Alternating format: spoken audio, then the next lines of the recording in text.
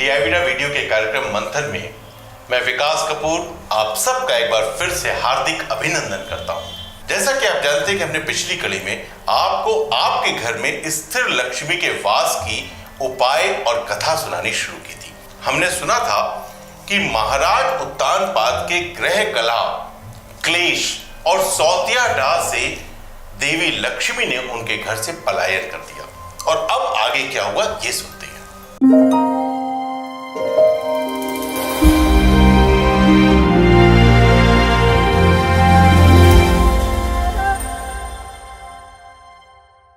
देवी लक्ष्मी के जाने के बाद महाराज उत्तानपाद बहुत निराश थे, पर तभी उन्होंने देखा कि एक बहुत दिव्य पुरुष श्वेत वस्त्र धारण किए उनके राज सिंहासन से बाहर निकला।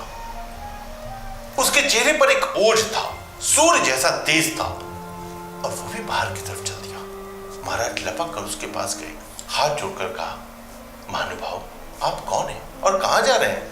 उस धीर गंभीर पुरुष ने महाराज उत्तानपाद की ओर गंभीरता से देखा और बहुत दृढ़ शब्द में कहा, महाराज उत्तानपाद मैं धर्म हूं, आप मुझे विवेक भी कह सकते हैं। अब आपके जीवन से श्री और समृद्धि चली गई तो आपका विवेक भी नष्ट हो जाएगा। संकट आपके जीवन को घेर लेंगे। जब विवेक आपका साथ दे ही नहीं सकता तो फिर आपके साथ रहे क्यों? इसलिए आपका धर्म, आपका विवेक भी आपके जीवन से जा रहा है। और यह कहकर वो धीर गंभीर पुरुष जिसने स्वयं को धर्म और विवेक बताया था, बिना उत्तर की प्रतीक्षा के वहां से निकल गया। महाराज उत्तानपाद और निराश हो गए।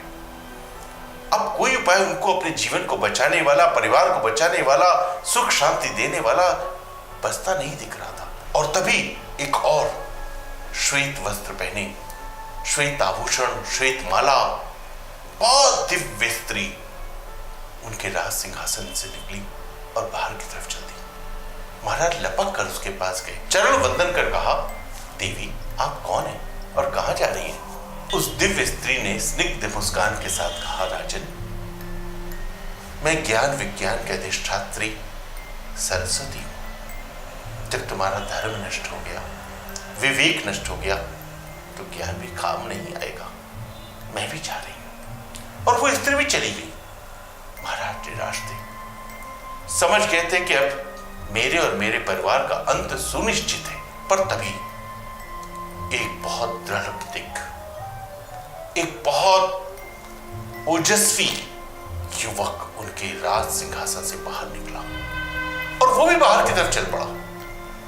महाराज ने उसका रास्ता रोका, वही प्रश्न दोहराया तो उस युवक ने कहा, महाराज जिस जीवन में श्री ना हो, समृद्धि ना हो, उस जीवन में मैं रह सकता हूं। पर जिस जीवन में धर्म ना हो, विवेक ना हो, ज्ञान और विज्ञान ना हो, वहां मैं नहीं रहता। मैं आपका सत्य हूं। जब सब चले गए तो मैं भी जा रहा हूं। महाराज उत्तानपाद लपक कर उनके पैर पकड़ लिए, चरणों पर सिर रख के कहा, महाराज श्री गई, समृद्धि गई, धर्म गया, ज्ञान गया, विज्ञान गया, पर मैंने उनसे याचना नहीं की कि रुक जाइए। पर आपसे कर रहा हूं, आप रुक जाइए। आप हैं तो मुझे किसी की परवाह नहीं है। आप हैं तो मैं जीवन जी लूंगा, पर सत्य नहीं तो जीवन नहीं। फिर भी आप जाना चाहते हैं महाराज सत्य, तो अपने सत्य वचन से मेरा अंत करके जाइए। सत्य चकित था। महाराज उत्तानपाद ने श्री को नहीं रोका, समृद्धि को नहीं रोका, विवेक को नहीं रोका, धर्म को नहीं रोका, ज्ञान को नहीं रोका, और सत्य को रोक रहे हैं। तो महाराज उत्तानपाद ने कहा, हां महाराज, क्योंकि मैं जानता हूं कि सत्य जीवन का सार है। सत्य है तो जीवन है। इसलिए मैं आपसे याचना करता हूं महाराज कि आप मेरा द्वार, मेरा घर और मुझे छोड़कर मत जाए। सत्य रुक गया, पलटकर राज सिंहासन में फिर से समा गया। और महाराज प्रसन्न थे कि उन्होंने सत्य को बचा लिया। इस प्रसन्नता में जैसे ही महाराज पलटे तो उन्होंने देखा कि देवी सरस्वती वापस चली आ रही है। सरस्वती के बाद धर्म और विवेक वापस चले आ रहे हैं, फिर श्री और लक्ष्मी वापस चले आ रहे हैं। उन तीनों का स्वागत करते हुए महाराज उत्तानपाद ने कहा, देवी सरस्वती, आदरणीय धर्म, महादेवी लक्ष्मी, आप वापस आ गए। तो देवी सरस्वती ने कहा, जहां सत्य है वहां ज्ञान है, और धर्म ने कहा, जहां ज्ञान है वहां पे धर्म है। और देवी लक्ष्मी ने कहा, हम तीनों सत्य के सूत्र से बंधे हैं, जहां सत्य होगा वहां हम होंगे।